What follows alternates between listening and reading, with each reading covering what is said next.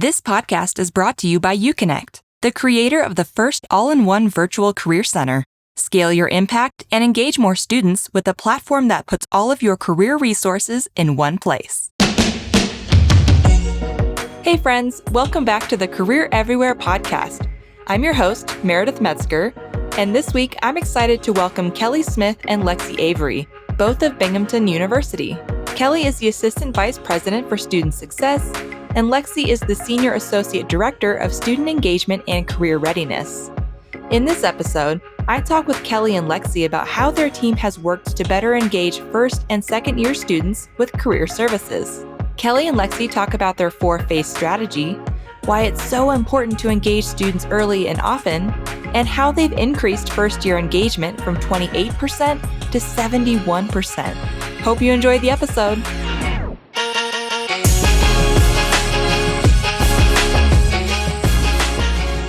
Thank you both for being here. Thank you. We're thrilled. Thank you. Yeah, I'm so excited to have you both here today. And I'm excited to talk to you about how your team is engaging more first and second year students with career services there at Binghamton.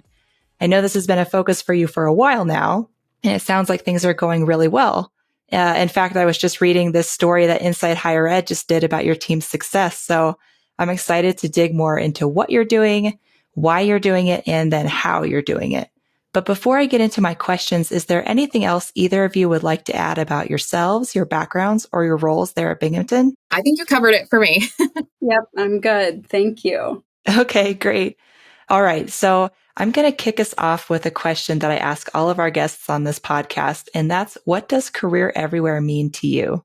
This is a great question, Meredith, and I love that you asked this question of everybody in the podcast. You know, when I was thinking about this, you sent the questions in advance, and then I know it's part of it. It took me back to when I interviewed, which was almost exactly 10 years ago. And in fact, it made me go back to my original job presentation. And what I had talked about there was really the importance of institutional ownership, and that this really does need to be something that leadership takes part in. It needs to be part of the financials, how it's set up organizationally, externally.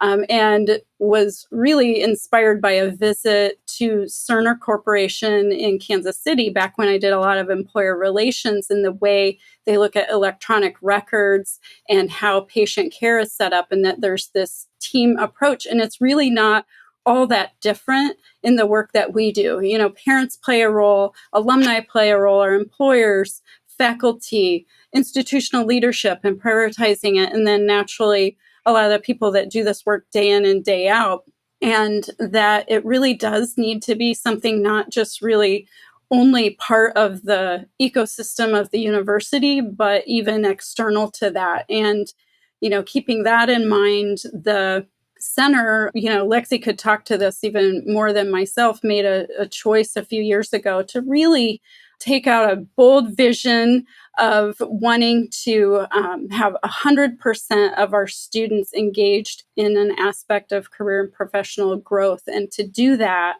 we need it to be this real true team approach where it is truly career everywhere. And your product, honestly, has really helped us in that too. Well, I'm really glad to hear that for sure. Yeah, that's great. And it makes sense that in order to reach everybody, you truly need everyone on campus and off campus, honestly, to be on board. So that makes a lot of sense. Lexie, anything to add to that? Yeah, I think all the things Kelli says, definitely resonate. And I think I've thought a lot the last few years about just the language that we're using around even career services, right? A service is sort of this perception. It's optional. It's something you have to go and do. And so reframing that to more so career development is a life skill. And so when you frame it like a life skill and you think about exploration and networking and skill building, those aren't career center things. That is everybody's thing. Students are making connections in the classroom. They're developing skill sets in everything that they do. And so I think even changing that language, and if you talk about yourself as a service, you're going to be seen as a service versus something that is sort of this integrated, model in the campus, community. And so I think for me, when I think about Career Everywhere, it's those life skills, those things that students need that they're getting anyways, that feels more like everybody's responsibility. I love that. The last bit of what you said reminded me especially of the third tenet of Career Everywhere, which is kind of moving career services from the provider, like from the sole provider of career services to a facilitator, like a partner, a true partner across campus and beyond. So I love that. Great. Well, I think now we'll go ahead and dig into our topic today. So to get us started, and I know this is kind of a big question, but can you just give me an overview of what you and your team have been doing to better engage first and second year students? I think for quite a while, I've been here about 9.5 years. And so we've always done a lot of really good work and around first year and second year engagement. And so we've got partnerships with admissions. We're the first stop on every admissions tour. And that's something since Kelli, was leading the team, that was a big piece of a lot of the work is starting that culture early. If it's on the admissions tour, it's probably important and probably important that we work on it early. We talk to every first year student and their family at orientation. We have partnerships with residential life and our opportunity programs. And so a lot of things that I'm sure other schools are doing too. But I think our sort of transition was really to the intentionality behind it. I think we're doing a lot of programs. We started a pre-arrival program called Kickstart. And so we were doing sort of all of these one-off things. And I don't think we had a lot of intentionality that they looped in together, or that we were tracking the students' progress, or that we were sort of being intentional in how students early on sort of think about career development and career exploration. And so in summer 2021, I had a lot of time at home to do lots of research. And so really my role had sort of shifted to the early engagement work at that point. And so did a lot of research on students and how they engaged with career centers, what first year students are thinking in general, and sort of combining that with my background in education and sort of thinking through how students first learn, like letters and numbers. And a lot of that comes down to awareness. And so that really started what we have now, which is the strategic plan. So it's 4 phases, 2 phases per year, focus on building awareness and exposure for students in their first year. And then their second year really focus more onus on them in terms of the engagement and career planning.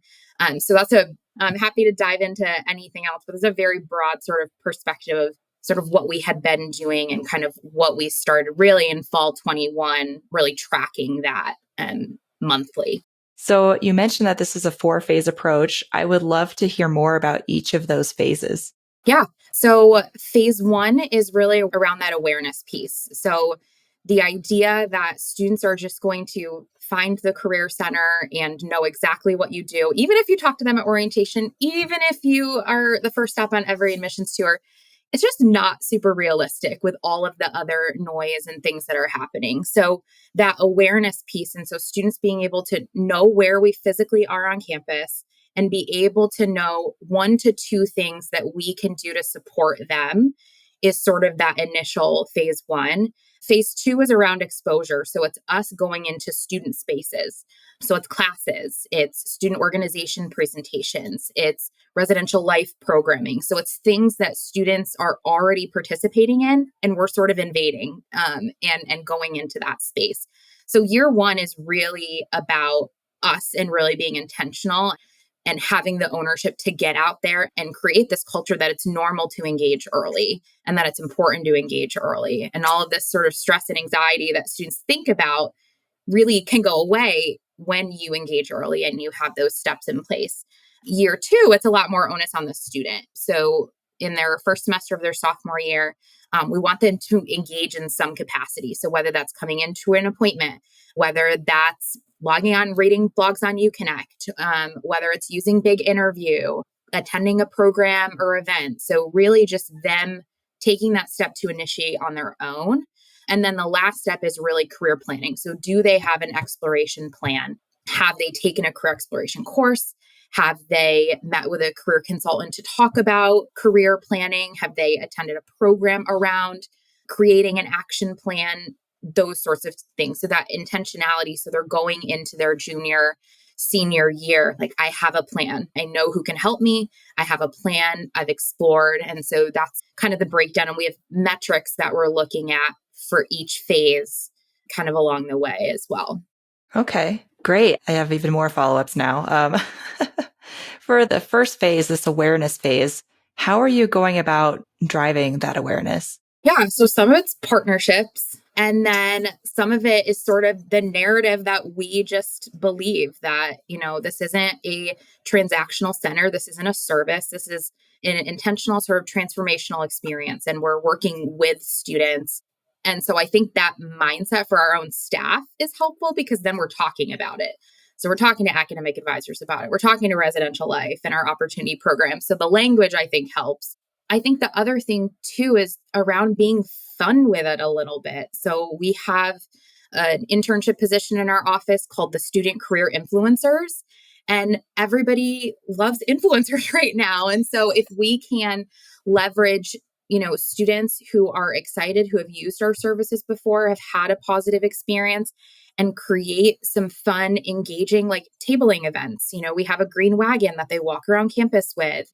And they come up with unique and fun ways to weave career development into a fun experience. So I think that helps too. We've also done a lot of work with residential life and a lot of positions where, again, that awareness piece can be fun. It doesn't have to be a program. It doesn't have to be this like big campaign, but when you sort of act and walk a certain way, others start to notice and kind of believe that. And our student staff, which we have a very large student staff, they also support that. So those are just some of like the fun ways that the awareness piece kind of comes up.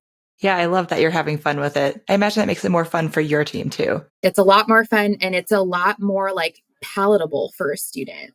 I think when they come check us out at, in front of our office, our whole wall is glass. So you can look in, sort of intimidating sometimes. But when you have a wheel with prizes and just learning about different resources, it sort of removes that barrier a little bit. And sharing student stories on our video, on our TV that's outside our office. So it feels like I can go in, it feels like I can engage. And so we've got even down to marketing that you're doing. So the windows have stickers on them that have all of our career clusters and all of our affinity communities. So as I'm walking by, I can see that, oh, I identify at, with this group, or I have this interest. And it feels like if it's listed there, like I can come in. And so those are things just as we've had you connect over the past few years and things like that we've started to try to figure out how to make the space feel like the online platform feels like, and how do we make the space feel like we talk about it. Yeah, I love that. Now I'm curious about phase 2. So you were talking about going into classes, kind of being a part of the experiences that students are already having. Can you just tell me a little bit more about, again, what that phase entails? Yeah. Kelly, do you want to talk a little bit about just like the faculty engagement piece? And then I can go into some of the logistics stuff. Yeah, I mean, something that we're in a situation where we don't have a requirement for a class or anything like that. So it does require for us to do a fair amount of outreach and strategy and making sure we're partnering with faculty. And so there are a couple other staff that are within Lexie's team that have created a new initiative called the Career Collaborative.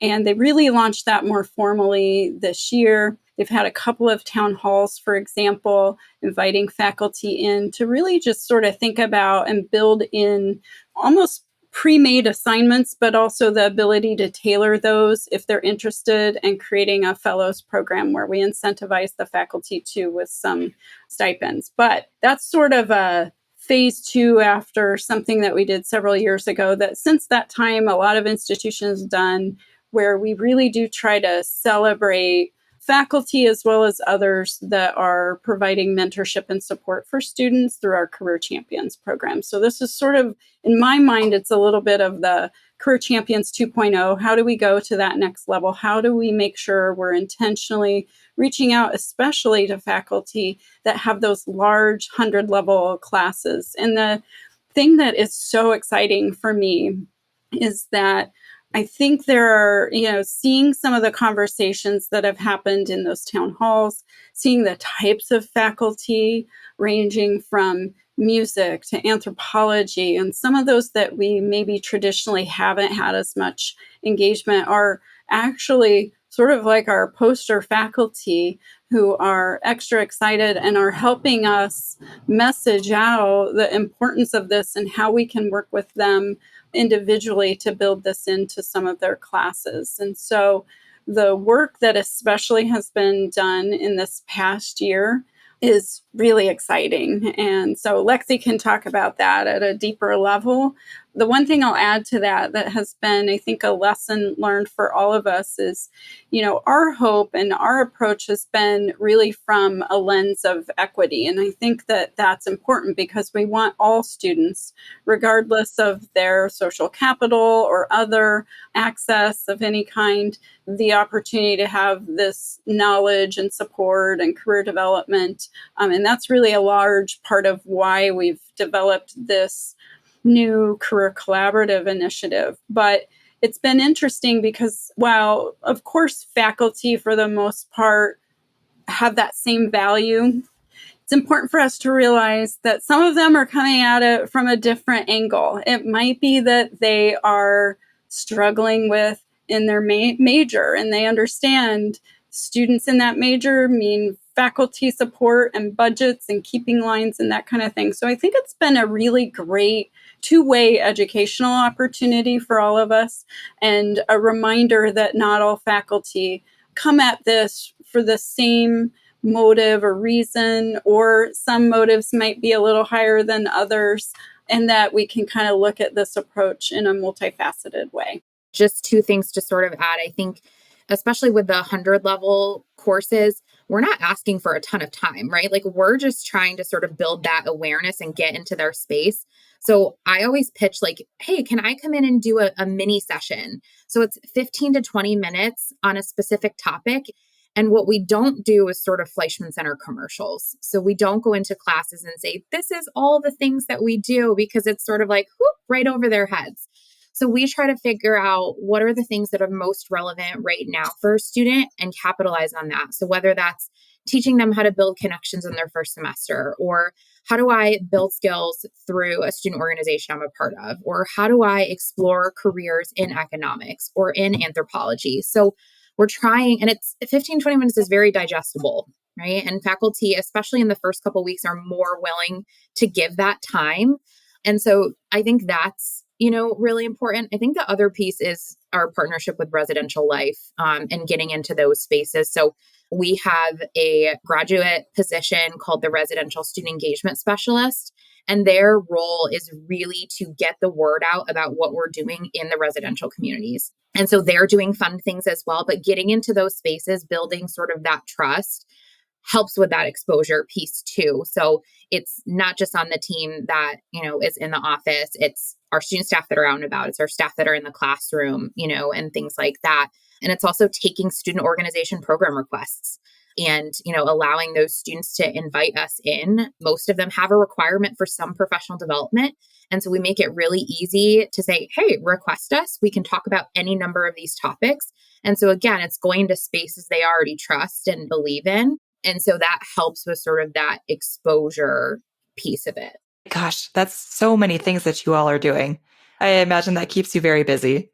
Yes, we're all very busy, but it's good because you see the results. Like, very quickly, we saw the results, and students really responding, and families responding, and staff on campus, responding. So that helps keep you motivated to keep going.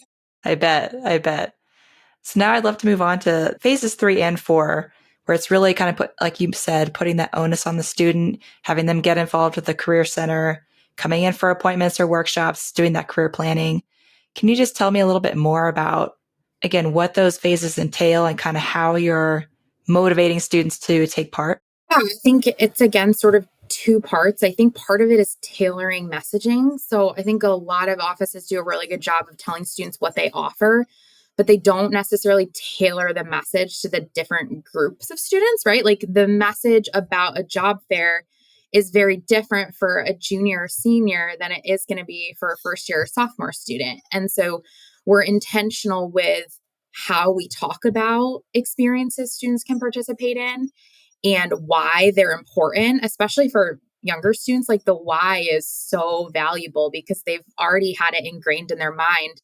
I don't go to the career center until I'm a junior or senior. Like I don't have to sort of worry about that. And so we're debunking the myth kind of as we go. But, the job fair as an example, it's a great opportunity to explore. It's a great opportunity to just listen in on what other students are saying when they're sort of doing their elevator pitch.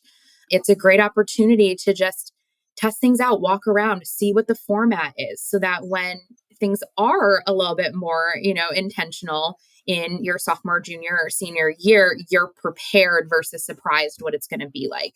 So I think the tailoring of the messaging is important. And that's for walk-in services. That's for appointments. We're intentional about why you would make that appointment type. It's not just saying that we offer it, but here's why it would be helpful. I think the other piece, when I initially started this, I knew it was not going to be something we could do alone, right? We're only so big. There's a lot of students on this campus. And so we've created like an early engagement guiding group. And so we meet just twice a year and it's representation from all across campus. It's advisors, it's representation from opportunity programs, residential life, athletics, orientation. It's all of these people who sort of have a relationship or hand in students in their first year and sophomore year. And so we're sharing what we're working on. We're talking about and brainstorming what are things you're doing that this can just be integrated into, or what are events that we should be going to? How is that messaging? So I think that piece helps. And then we have an internal group too, that monthly we're looking at what engagement looks like. We're tracking engagement. We're pulling pockets of students and doing intentional outreach. So whether it's, our educational opportunity program, we're sending the list of students who haven't engaged to that office and they're helping us with that.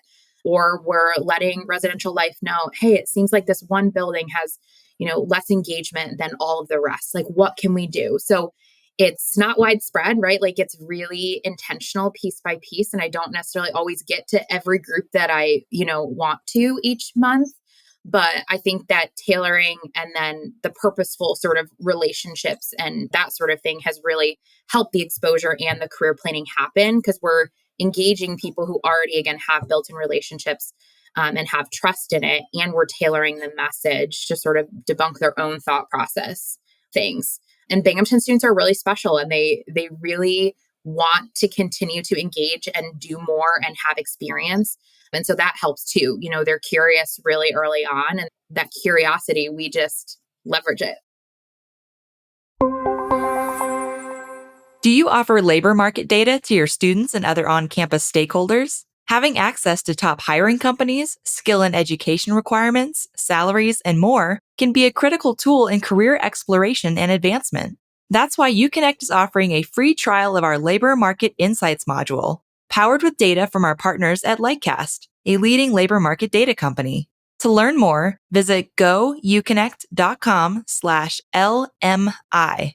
That's L as in labor, M as in market, and I as in insights. Start your free trial today.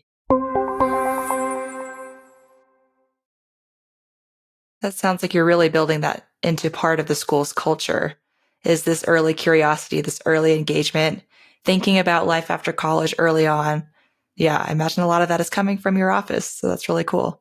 So earlier you mentioned metrics that you're measuring, or you're measuring metrics for each of these phases. Can you tell me a little bit about what some of those are? So, really because of all this that Lexie and the team spearheaded, it's been pretty remarkable to see the impact. So I'll give you a couple of examples. In 2021, keep in mind we all remember that was a different time. The first year engagement of the office, which is what they're looking at, whether it's a student had an appointment or they attended a program that really is a Fleischman Career Center program, minus orientation. So we're not counting orientation for any of the future ones either, although we do monitor and watch that, but it was 28%. And that's probably pretty typical for first year engagement for a career center. And flash forward 2 years. So just 2 years later, this past year, Lexie, were we at 71 or 72? 71. So the drastic change in that short amount of time. And I really, there probably are other career centers out there that have that level of a metric. I just don't know of any. I've not heard of somebody having that level of engagement when there's not a requirement of some kind for a first year student, especially at a larger university like ours. And so, certainly the goal is even more. And what's also incredible is that this year we're monitoring, from this point in time compared to last year. Just at staff meeting the other day, it was shared that we're already 7% higher at this point in time than we were last year. So we expect this to go up. So it's very exciting to watch that. I think it's motivating, somewhat like Lexie was alluding to, for the team to see, hey, the work that is being done, and it's a lot of work. It's no joke, the work that Lexie and others have really taken on to make this happen, but it's working. And then, from a longer term perspective, we're not there yet. We don't know yet, will this impact participation in internships? Will this impact career outcome rates with placement and graduate school placement? We don't know. But I'm hopeful. I can't wait. And that's certainly something we're going to be looking at. But I anticipate we'll also see an impact in that way. So to see, the first year students from last year, that 71%, and then looking this year, which we expect to be even higher, will we see over time our ability to see that longer term impact as well, which, in the end, we're all hoping in this line of work that we see a large, significant, if not all, students participating in, either an internship and or, let's say, undergraduate research, but something that they know will be helpful for them later. And then, even though, to be honest, our placement is quite strong, it's part of our strategic plan in terms of a metric here. So it's gone up over time quite well for, a variety of reasons. But I anticipate that will be even stronger too over time. So we'll see. Wow, that's amazing. So to confirm, you went from 28% engagement among first-year students in 2021 to 71% last year. That is incredible. And that doesn't include orientation. Yeah. Yeah, that doesn't include orientation. We sort of feel like orientation that's a great metric in terms of awareness, right? But there's a lot of noise at orientation, and that's not always a good indicator that they've actually processed or will be able to utilize any of those things. So we certainly, that would be, 98, 99% of students, but I don't include that in, in the full picture. So yeah, and I'll just add a couple practicality things, because I think as people are listening, they're like, oh, can I do this, sort of thing. And I think from a metric perspective, we pulled data that we already had. We just weren't using it in the way that we are now. So between Handshake and the data we get from UConnect, all of the things were already in place, and we are just tracking it and looking at it differently than we had in the past. So it's not necessarily this huge lift. There's, polls that happen monthly. There's reporting that's sort of just built into the structure of things. So it's really something that others could do. And then I think that the other thing to pay attention to is sort of the modes to which students engage is also important that we're looking at, because not every student is going to want or need a one-on-one appointment. And we can't expect them to, nor do we have the capacity, right, to serve, 18,000 students one-on-one. But utilizing online resources, right? So having UConnect, having this virtual career center, having the one-on-one, but also having smaller group things and then having larger group things. And so really figuring out the different modes and tracking those, and eventually sort of seeing, do they also have an impact on, does a student come back again if they only utilize online resources? Or, so tracking those sorts of things, I think, is going to be the next fun phase of it. Yeah, that sounds great. You've mentioned a few different pieces of technology. Of course, UConnect, our virtual career center platform, Handshake, Big Interview. Can you just talk to me a little bit about how you've used technology to improve this engagement among first and second year students? So I think UConnect in particular, one of the things we did pretty early on in terms of a check that, were students kind of engaged was that every first year student, we mapped them to our exploring career cluster. And so that way, as they're engaging with us throughout the year, we can go in and track when they change to a different cluster. So we have 7 clusters, 6 are industry based, 1 is exploring. And so they all start in one spot. So we can tell as they move into different clusters that my hope is that they've had some sort of either engagement with us, awareness of us, their own self-reflection, their own, development along the way, that they made a conscious choice to log in, go in, right? Opt into a different cluster. That's just one of the ways that, UConnect has been really helpful. I think too, just that access to information, right? Utilizing UConnect is there. So we have our Exploring Career Guide on UConnect. That's a PDF that students can download. We've got all of those different pieces, and so it helps just that accessibility piece, that 24-hour access to information. I think from a handshake sort of perspective, we want students to be able to go in, create a profile so they have access to things. So my expectation is not that a first year student goes in and utilizes it immediately for the job search. My expectation is they go in, they create a profile so that they have access and they're aware of how to use it. So even with the technology piece, we're using things, but in ways that are what I feel like are developmentally appropriate for students sort of at that time. And that is going to prepare them for the long term, right? If they're never going to engage on Handshake if they don't have a profile, right? They're never going to come into the Fleischman Center if they aren't aware that we exist, right? And so there's these initial sort of, phases that I think are helpful. And it's also like, I'll give, we use Focus 2 as an example. We're able to go in and see students who have logged in but not completed the assessments. And so we reach out to those students like, hey, you logged in. What's going on? Like, how can we help you, get going with that? And so that intentionality, it takes time, right, to follow up and to do that, but it makes a difference, ultimately. So we're using technology, yes, for reach and scale and all of those things, but we're also using that information to kind of go back and say, hey, this is giving us a pocket of students that we can do something with and be intentional with. Okay. Sounds like a really great supplement to the more in-person work that you all are doing. Yeah, definitely. So I know we've talked a lot about what you all are doing. And I think we can all agree that engaging first and second year students is important.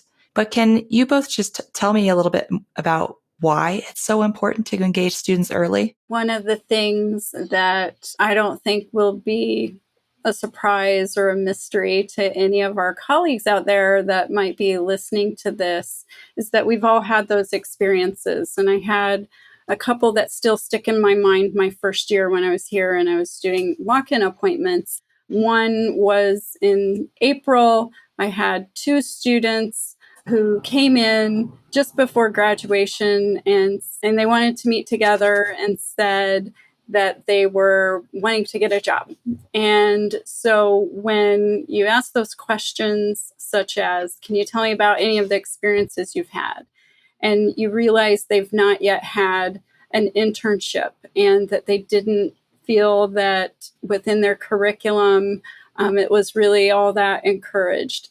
That makes for a difficult conversation, right, when they're about to graduate. And then, had another conversation with a student that was also about to graduate in a month looking for graduate school. And when I asked, well, okay, what are you thinking career-wise? You're going to get a master's, what in, and what do you want to do? And she said, oh, I don't know. That's why I'm going to graduate school. I said, well, it's helpful to think about career before going to graduate school sometimes because of the expense and the time and everything. She said I was the first person in her 4 years that had ever said anything along those lines because they just kept nudging her to go to graduate school.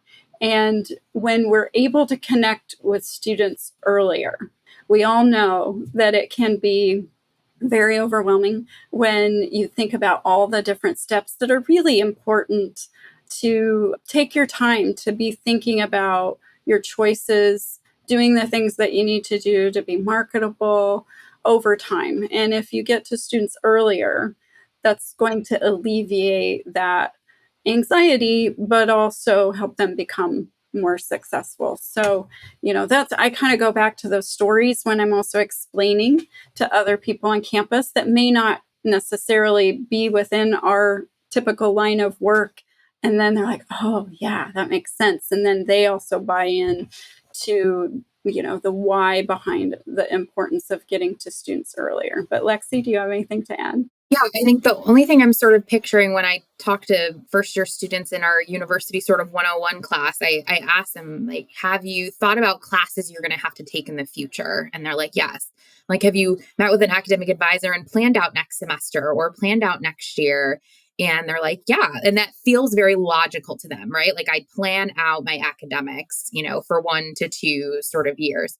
And I'm like, imagine if each semester you also had a career experience. So it could be an actual experience. It could be joining a club or organization. It could be utilizing our mentoring platform and reaching out to one mentor a month, right? So when you frame it sort of that way, and like, let's match your academic preparation and planning with planning for a career experience, for some reason, it makes sense to them, and it feels a lot more reasonable than them sort of under this impression that I need them to make a career decision in their first semester.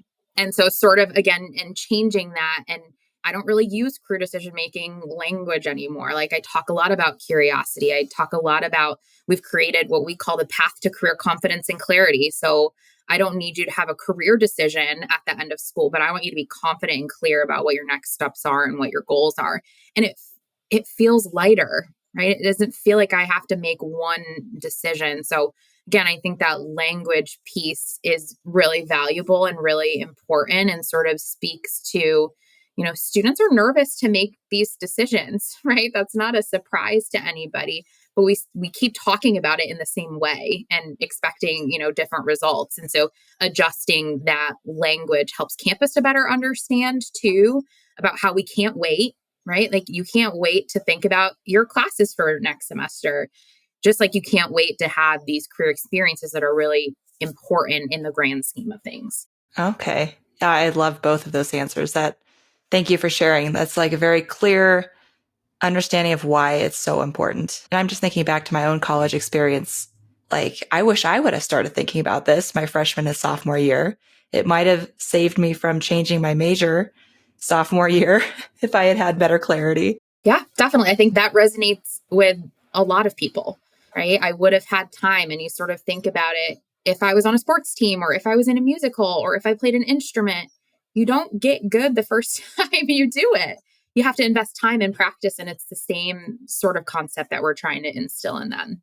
The one thing that I'm just going to hop in and add that I think we all recognize, and that might be a thought of some that are sort of listening to this, and I'm thinking especially of people that work outside of our field, and it's really coming off of, I was riding in the car yesterday with our middle child who's a high school senior, and on NPR was the story about the pressure that even kids in middle school now have to make these decisions and even create a LinkedIn profile in high school. And so really part of what Lexie was talking about before too was balancing the approach so that it doesn't cause more anxiety. The goal is to lessen it and to do it in a way that creates fun and also clarity. And so I just want to throw that out there because I do think it's important that we keep in mind the importance of not doing it in a way that overwhelms the students. And I think when we talk about it in that way too, sometimes some of those faculty that we work with, that we all have worked with, that might feel like we can't careerize our curriculum or anything like that. And this is not why students are coming. They're coming for the sake of learning. And, naturally we're seeing a shift in some of that thinking, but also acknowledging that the goal is not to make it all about this and to overwhelm students. Right, because we want them to come into the Career Center, and they won't do that if they're feeling overwhelmed. Okay. I would love to hear a little bit more about how you set up the processes needed to better engage first and second year students, how you got that buy-in. Can you tell me a little bit about that? Yeah, I mean, I think it started with us internally. So I was the buy-in, and I was lucky that our, director and AVP and Kelly was supportive. I think I remember, sharing the plan and sort of anticipating there would be not pushback, but just a little bit of questioning. And they were sort of like, yeah, try it. Like, what is the worst thing that could happen? And so I think our team really early on was kind of on board. And I tried to make it, even with the early engagement guiding group, I didn't want it to be an additional thing on someone's plate. And so twice a year seemed very reasonable, had lunch, for them. And so it felt really reasonable. So everything we've done, I've sort of been thinking about, I'm not going to do it if I don't have the capacity to do it. I think that's, important too. And I don't expect other people outside of our office to care to the level that I do or our team does about the intricacies of it. But when you're able to just weave it into things people are already doing, or you're able to automate reporting, and you're able to utilize data that already exists, and you're able to just take a marketing message with a little bit of a twist, it can be utilized in a different way. Like, there was a lot of things we were already doing that we just sort of gave it a little bit of a spin. And now, 2.5 years in, things are more automated, and I know when I'm going to meet with the group, and I know sort of pockets on campus that I need to be thinking about and reaching out to. And so it's pretty cyclical at this point, honestly. We look at the senior survey data. I see who has never engaged with us in any capacity during their 4 years. I try to see if there's pockets or similarities, in those groups that haven't engaged. And then I sort of make an assumption that that's likely to also be a group in their first year that struggles in that same way. And so we reach out to them initially in their first year. And so I'm utilizing things that already exist to inform sort of the next step and keep going. So it's very operationalized at this point. And I know monthly when my data poll comes, I meet with my internal group, we make decisions about outreach. They spend the month doing that and so on and so forth. So the processes are sort of in place, and we've made it as easy as possible for us, but still having the impact. Gotcha. Yeah, it sounds like it's more just about the small tweaks here and there at this point. Yeah, definitely. Okay, great. Well, I know we're kind of coming up close to our time here, so I want to be mindful of all of our time.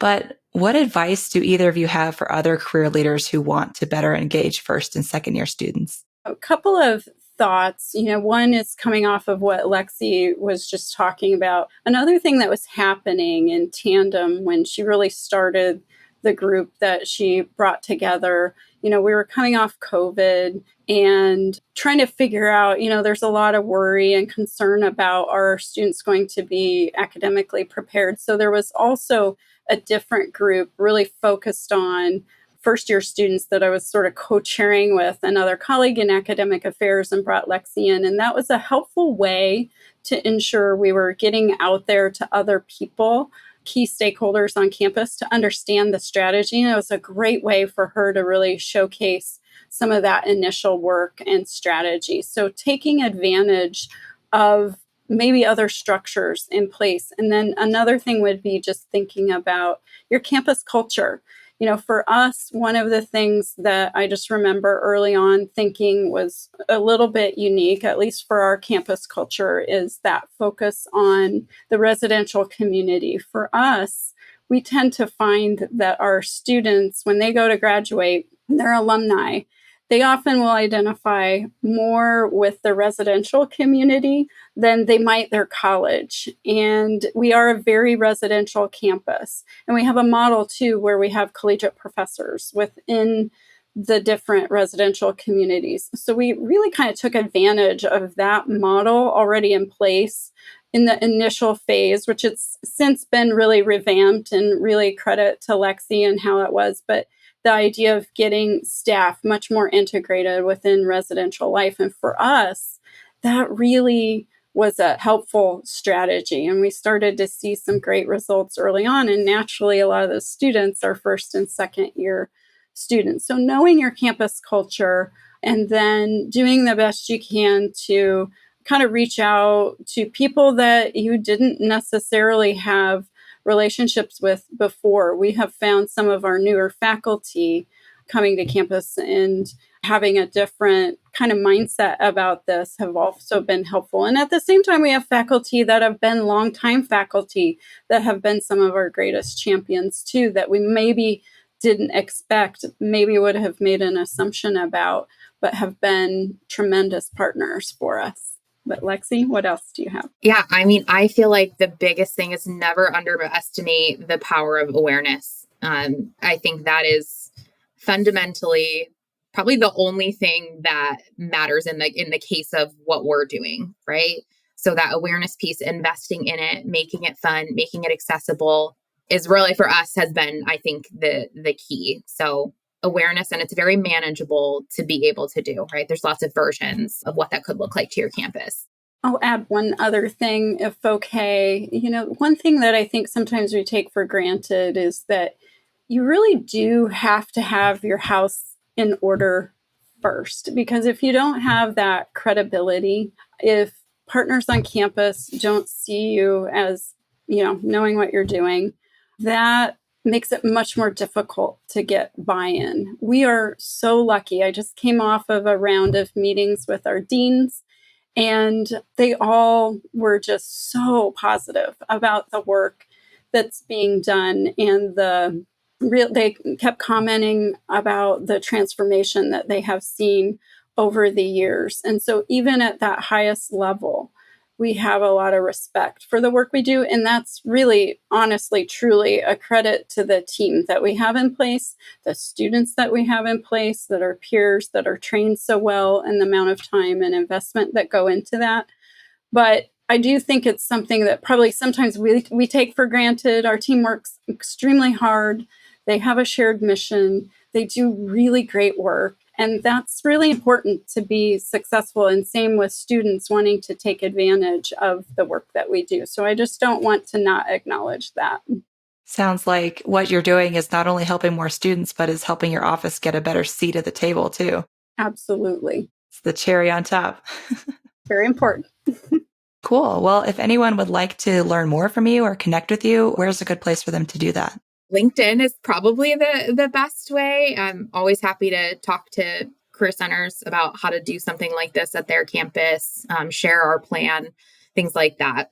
Yeah, agree. Same for me. I've started to sort of move away a little bit from another platform I've used in the past and really tried to focus a little more on LinkedIn. And I would love to connect with anybody that might be interested, and also hear about other things other strategies our colleagues are doing out there that might help in this particular area of our work. Great. Well, for anyone who's watching or listening, I'll be sure to include links to both Kelli and Lexie's profiles so you can go and connect with them on LinkedIn.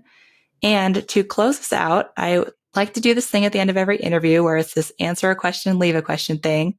So I'll ask you a question that our last guest left for you, and then you will leave a question for the next guest. So our last guest was Manny Contamanolis of Harvard University, and he left this question for you. What's the single best piece of leadership advice you've ever received? Yeah, I think it was definitely around that in leadership, you can't always provide transparency, but you can always provide context. So I think that has been very helpful. That's a good one. I like that. Kelli, how about you? Yeah, well, I love this question for many reasons. One, I know Manny well and look up to him as a leader. So it's such a great question. And his podcast also, hopefully everybody was able to catch. And my PhD is in leadership studies. And so it's a particular area of interest in a little bit more nerdy way. And our particular institution was sort of the birthplace of my favorite theory, which is transformational leadership theory. But kind of going off of that, I think the best advice that I've heard really was around, it's really not about us. It is about us trying to create change, create support for those within our charge, and then to create those individuals an environment and support so that they themselves can become real strong leaders. And that's really the way I tend to try and operate. I love that. It's like the selfless leadership. Very cool. All right. Well, thank you both so much for joining me on the podcast today. This was such a fun conversation. There's so much actionable stuff in here that I know our audience is going to just love and hopefully be able to apply to their own work. So thank you so much again. Thank you, Meredith. Thank you. It's been great. Okay. Audio is recording. Video is recording. So we should be good to go. So I'm just going to go ahead and do my little spiel here. Hey everyone, welcome back to the Career Everywhere podcast. I'm your host, Meredith Metzger, and today I am joined by Kelli Smith and Lexie Avery, both from Binghamton University.